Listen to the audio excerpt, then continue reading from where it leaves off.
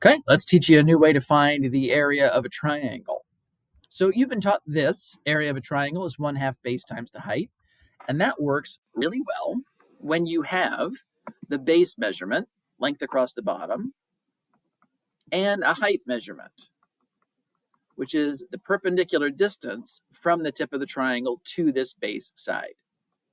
Here's the thing though, when you're actually dealing with a triangle, it's actually much easier to measure the sides, and even if you got a protractor, to measure the angles. So what we're going to do is imagine a situation where I know the length of two sides. So I know the length of this bottom as I switch over to my highlighter. And I know the length of this side. And I also know the measure of this angle that's between them. That's key. It can't just be any angle. It's got to be the angle between them. We're going to find a way to determine the area of this entire triangle just knowing those three numbers. Here's how it happens. We're going to start with what we know. Area of a triangle is 1/2 times the base length times the height of the triangle, which unfortunately is often difficult to measure. Let's now get specific to this picture. The base side I'm using is this letter B at the bottom because it's across from angle B. What we're going to do, though, is come up with a way to express this H, this height, in terms of these other two measurements. And don't overthink it. This is a right triangle. If I know this angle, and I know this side, and I want to find this side, I've got what? An opposite and a hypotenuse? We're talking about sines. So the sine of this angle C is equal to the H divided by the A. Multiply the A over, and the height of the triangle is simply,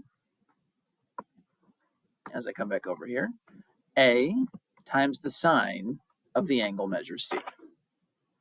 Now, the way you'll typically see this written is 1/2. It's the A times the B, and then times the sine of the angle between them. This is a new version of this area formula that is going to allow you to find the area of triangles starting with a different set of measurements. That's a little fun one. I like that. So just for practice, and don't overthink it, would you please find now the area of these two triangles to the nearest 1/10 of a square unit? Let's do the first one here together. Take a look. In general, our formula is 1/2 AB sine of the angle C. Again, it's important. The angle you use has to be the angle that is between the two sides you have the measures for. We call that the included angle. So this becomes a plug and chug situation.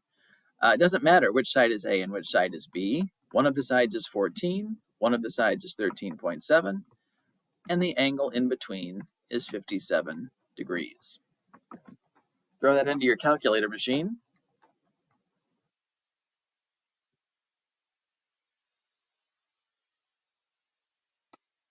And we end up with an area of about 80.4 square meters. There you go. Look how simple. So taking advantage of this shortcut, that if you know two sides in the included angle, this gets you to the area quicker than the 1/2 BH, a super time saver. Okay, if you haven't already done so, would you please find the area of this triangle? Same process.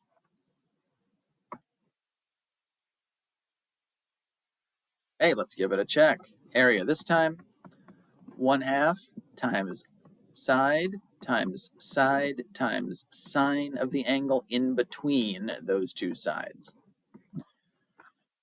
Throw that into the calculator machine.